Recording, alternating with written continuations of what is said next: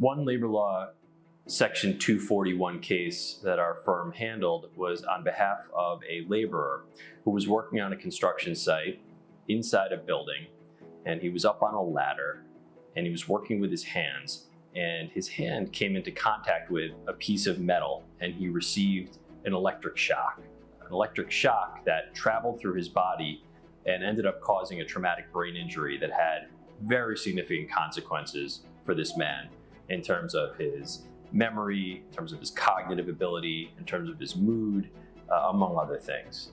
So we got to work investigating the case, gathering reports, talking to witnesses, and we hired an expert. And the expert in this case was an electrical engineer who looked at all the evidence and told us that this area, based on other work that was being done by another contractor, should have been de-energized. There were loose wires. There was an opportunity for objects in that area to be electrified without someone like our client necessarily knowing that they were. So the theory of the case was that the defense, which in this case was the owner of the property and the general contractor of the project, failed to de-energize the area, which is a violation of a specific New York State industrial code.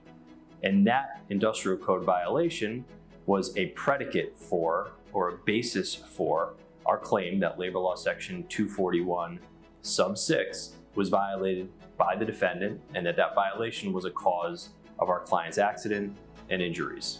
The case was very heavily defended on multiple grounds. There were experts who came in from the other side.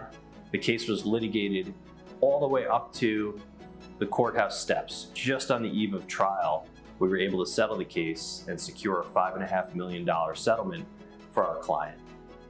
That money allowed our client to get the treatment that he needed, to get as well as he could get, and to sustain his life even though he was sadly disabled from employment. That's an example of the power of Labor Law Section 241 to hold the powers that be at a site accountable and responsible when they fail to follow the rules.